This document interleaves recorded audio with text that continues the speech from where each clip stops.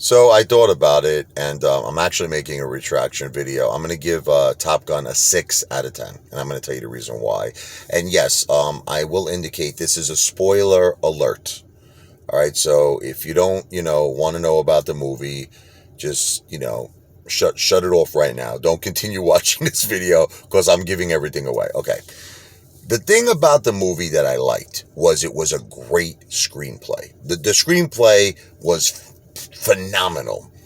And if they would have just made the movie realistic, it probably would have went down as one of the greatest movies I've ever seen. But they ruined everything by making it the most unrealistic movie in the history of movies. I'm not kidding you. I think this might be the most unrealistic movie I've ever seen. Okay, so we all remember Goose, okay? Goose believed in Maverick. Goose died. His son, Rooster, always resented Maverick. We know this. He resented Maverick. He blamed Maverick for his father's death. So Maverick kind of took on like a father figure after Goose died for Rooster. He wanted to protect him. So he really didn't want Rooster flying. Agabish, okay? So, he delayed his career. He sent him, back 4 years of his career because he just didn't want him flying. He didn't want him to die. So he was doing all of this to protect him, but Rooster hated him for it because Rooster wanted to fly. Okay. Now, great screenplay, right? I mean, right off the bat, I'm saying to myself, I love it so far because it's like Tom Cruise, is acting like a father figure for a Rooster. Beautiful. I love it, right? Okay. Now, so when Tom Cruise gets called from the Naval Air Force, they want him to be the teacher. They don't want him to be the Top Gun or a pilot. They want him to be the teacher. Now, there's 12 pilots, the best in America. He's got to pick 6 out of the 12 to go on one of the most dangerous missions ever in the history of the Naval Air Force, right? They gotta do something that's close to impossible. Within about 2 minutes and 50 seconds, they need to destroy the target. They need to, save their asses basically from enemy fire, okay, which is close to impossible to do. Now, this is the thing where I'm going to go into where I literally almost threw up because it was so unrealistic. Okay, so they complete the mission. Oh, by the way, what happened was they make Tom Cruise the Top Gun, and I'm going to tell you why. I keep saying Tom Cruise, Maverick.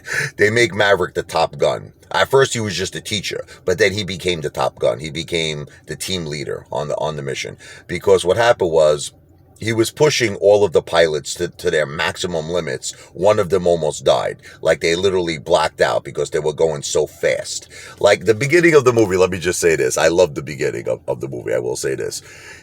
They had these like F-10, these planes, the max that they could go was like a 7.5 mark, right? So Tom Cruise, his goal was to take it to a 10 mark. This was the beginning of the movie. He accomplished it, right? So they're like, okay, you did it, man. You're the man. You're the fastest human being on earth. They were like, okay, that's it. Now just slow down, land the plane. But Maverick wants it to go even more. He wants to go past the 10 mark. So he goes 10.1, 10.2, 10.3, 10.4. And it got to the point the plane basically exploded because it was just going way too fast. He ejects himself. He winds up going into some local diner. He has no idea where he is. He looks like Beethoven. He's got smoke all over him. His hair's like all like up in the air. And he points to the waitress who has a glass of water. And he's like pointing to the water, meaning, can I have the water? She gives it to him. He drinks it in one shot, just like chugs it because he's like, basically it was almost on fire, right? And he's like, where am I? And some kid goes, Earth. Like very funny, right? Because he looks like he's from outer space. He looks like an alien. But anyway, getting back. So what happened was because he pushed the team to their maximum limits, one of them almost died. Now the commanding officer was like, look, that's it. You're not the teacher anymore. I'm removing you. That's it. You're out. You're out, Maverick. Now, this guy who was the commanding officer, he took over as the teacher, for the 12 pilots. The problem is this guy had no balls. He wasn't like Maverick. He was very conservative. And the way he was teaching them, there was no way they were going to survive and complete the mission. He was teaching them to be too safe, too cautious, to think too much, and to not just use their balls. Okay, balls. Actually, there was one girl pilot, so she didn't have balls. But everybody else except the one female pilot were men, baby, with balls. So anyway, Tom Cruise, what he does is he basically steals one of their naval planes, and he just shows them, he completes the mission like within like a record time. Like if it was 2 minutes and 50 seconds, he did it in like 2 minutes and whatever it was, 30 seconds. Like he did it so fast that it just blew everybody's mind. And he shot the target. He did everything perfect. So what happened was the commanding officer said, look, Maverick, you put me in a very tough position. Either I got to court-martial you for what you did. You robbed the plane. You did everything against me. I told you were out. He goes, or I have to make you Top Gun. I got to make you the team leader. So, okay. So the commanding officer chooses to make Maverick Top Gun and the team leader. Great. Okay. They go on a mission. Now, there was this one pilot, I forget his name, but he was very similar to Maverick. He was the hot shot. He was the Top Gun. He was the tough guy, He was the guy who pushed himself to the maximum limits. Rooster was more like conservative, where he didn't have balls because he didn't want to die like his father, and he was trying, and he blamed, Maverick for the father's death, Goose. So the thing is, the right person that Maverick should have picked was the hotshot. I forget his name in the movie, but anyway, he didn't pick the hotshot. He picked Rooster.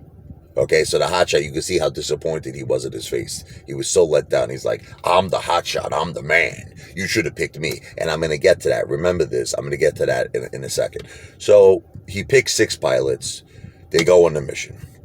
Now, at first, the naval boat shot their torpedoes, whatever it is, their missiles, at the enemy. They blew up the enemy's base, runway, everything. 2 runways. They destroyed it.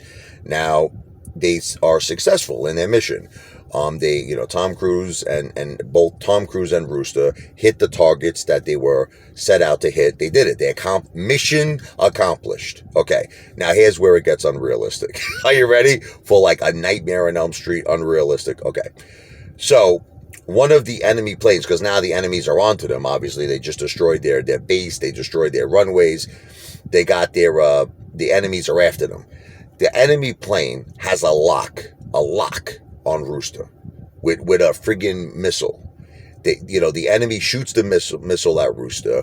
Now, what Maverick does is that he, just goes backwards. He goes in front of Rooster to protect him. The missile hits Maverick. The plane blows up. Now, you would think Maverick's dead, right? Everyone thinks Maverick's dead. And in all honesty and fairness, that's the way it should have happened. Maverick should have died. I think it would have made it a better movie, because that would have been the ultimate sacrifice. Because remember, Rooster always blamed Maverick for his father's death, Goose.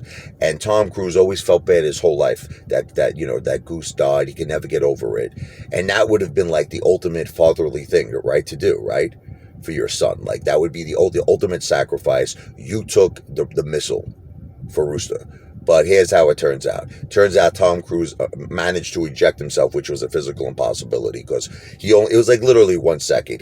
The missile was right on Rooster's ass and balls, right? Tom Cruise had a split second to back up, go in front of Rooster, take the missile. The plane explodes, but Tom Cruise manages to eject himself. Okay, just like in the beginning of the movie, when he went past 10 mark, he went like 10-1, 10-2, 10-3, 10-4. The plane explodes. Tom Cruise manages to again, I keep saying Tom Cruise. Maverick manages to always eject himself without a scratch on him.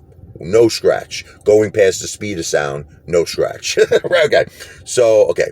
He ejects himself. Now, the commanding officer gives an order. Now, you all know this, and I know everyone that's in military. I'm not in military. I'm saying, but people who are active, in military, vets, anyone who served our great country knows that when the commanding officer gives an order, you have to obey it. That's it.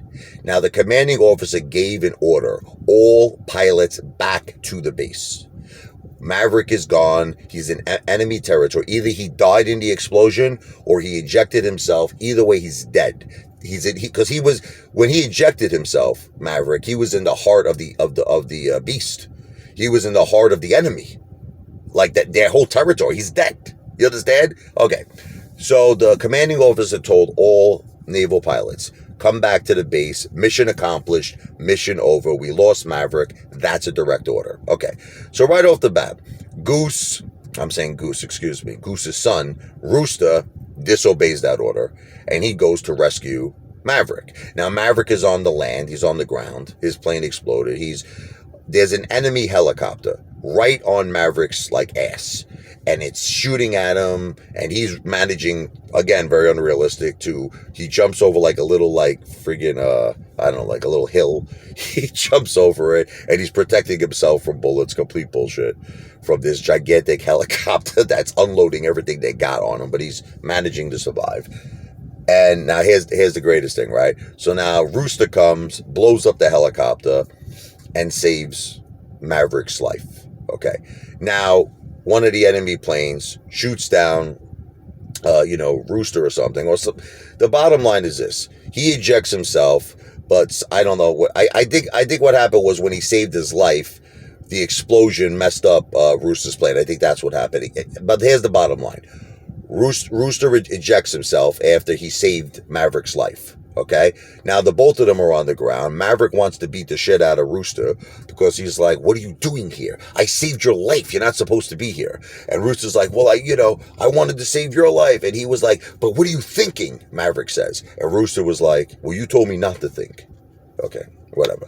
So now you got Rooster and Maverick on the ground in enemy territory. Now, this is where it gets super unrealistic to the point where you want to throw up. Okay. So Maverick's plan is to go right in the heart of the beast, the heart of the devil, the enemy, where everybody's all around, the enemy's all out because now they're in panic mode. They were just attacked. You got them all like all around with friggin', AK-47 machine guns. They're all planes flying, helicopters all over the place, right? Okay, but yet Maverick and Rooster managed to steal one of the enemy's planes. It's starting to rain again. Anyway, the plane that they stole happened to be, made for two people. Bullshit. Every single friggin' plane was suited for one pilot. So what is the chances, right? Now think about this. There's only one plane on the whole base, the enemy base that they're stealing. And this one plane happens to be a two-seater, right? Oh my God. So now I'm starting to get a little physically sick how unrealistic it is. Okay. Now this is a plane that's like older than Moses. It's like a really old plane. Okay. Like it's some plane from like the 70s or whatever, right?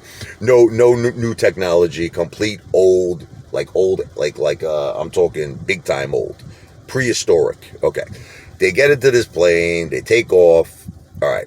Now, two of the enemy's planes, now these are like top-notch planes, track them. They get on their ass. Now these are like, you're talking about $100 million planes, like you're talking high technology, brand new.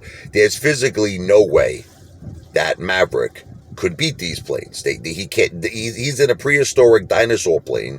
They're in like a brand new, state-of-the-art planes, okay, that have everything Maverick doesn't have with this old piece of shit plane that he robbed, him and friggin' Rooster. But Maverick manages somehow to destroy the two enemy planes. Okay. Now, when he destroys the two enemy planes, he runs out of ammo, right? He's got no more missiles. He's got no more bullets. He's empty, baby. Like when the ape father takes a crap after, I eat 2 or 3 porterhouse steaks, my belly, my colon is empty. So he's empty, Maverick. Now, one of the enemy planes track him. Again, one of these state-of-the-art planes. They got a lock. The enemy's got a lock on Maverick. They're finished. Now, think about this. There's no way they could live. No way they could make it. The enemy's got a lock, a missile. They're about to blow them up to smithereens, right? Whatever. They're like, what kind of a word is that, father, right? They're going to blow them up, okay? Now, remember I told you about that guy who Maverick didn't pick, one of the pilots, who he was really the hot shot. He was the one with the balls, the diamond balls of steel, who took everything to the limit. Okay, well, this guy, understand now, remember we said the commanding officer said not only for all the pilots to come back, but he ordered all of the on-reserve pilots, like this guy who was the hotshot, no rescue mission. This was a direct order from the commanding officer. We want all reserve pilots to stay on the base. No rescue mission.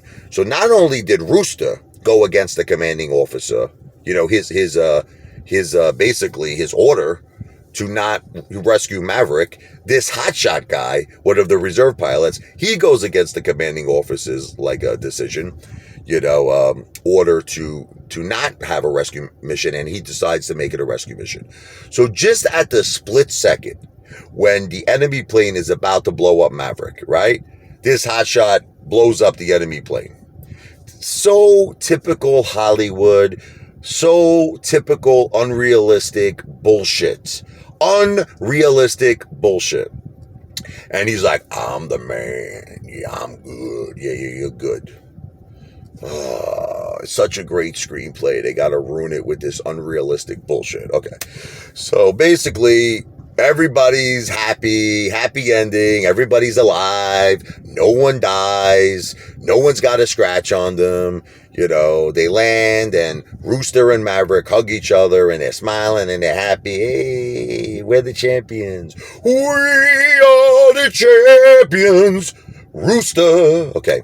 So then he goes to the bar where, I said in the first video, remember he had to buy everybody drinks because he was a little disrespectful to his girlfriend, who happens to be there. Just happens to be, a bartender at the bar from the first Top Gun. Wasn't Meg Ryan, it was someone else though. I'm not sure her name, but anyway, long story short, she the guy at the bar's like, oh, she's off sailing with her daughter, and Maverick's like, is she gonna come back? He's like, I don't know. So, they went sailing before in the beginning of the movie. And, so she's sailing with the daughter. It was one part that was funny.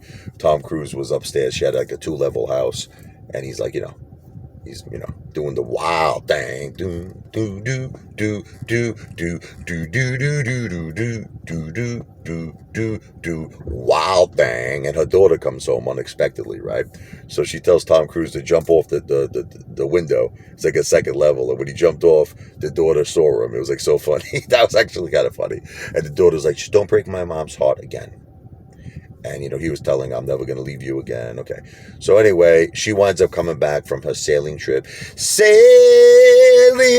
takes me away to where I always thought I should be. So anyway, she came back to Tom Cruise at the end with her Porsche, looking all hot and sexy. Typical Hollywood ending, romantic ending. She's leaning on the Porsche, lose Porsche. Right. And that's it. They nice big French kiss, making out, and then he takes her on this small little jet and they fly away into the sunset, and that's the end of the movie. Val Kilmer, Ice, he had some sort of a fatal illness. He dies in the movie. He was the only one who died, and he was the one who basically requested Maverick to come back to the naval, obviously, Air Force, to become the instructor, to become the teacher. And,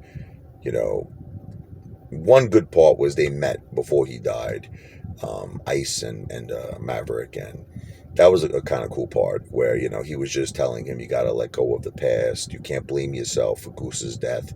Give this kid a chance. Give Rooster a chance. Teach him. Be there for him. And then, at the end, Ice says, can I ask you a question? He couldn't even speak. He was typing on the computer because I guess he had something wrong with his vocal cords or something. It was part of his illness. But at the end, he spoke. But you could hear he had like this raspy voice. And he was just like, he was just like, who is the better pilot? He says to him, me or you? And then because they were hugging each other, Maverick, I was gonna say Tom Cruise again. Maverick says, "This was a great moment we just had. Let's not ruin it." Meaning he's the better pilot. Okay, so that's it. I mean, it's just that it was a great screenplay, but completely unrealistic.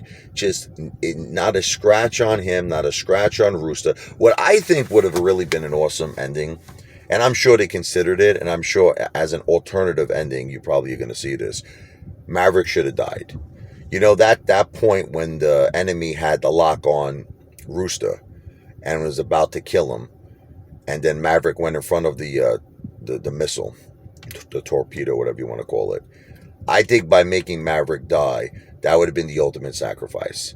That was really him acting as a father, and I would have liked it a lot better, and it would have been more realistic to me. That's just my opinion.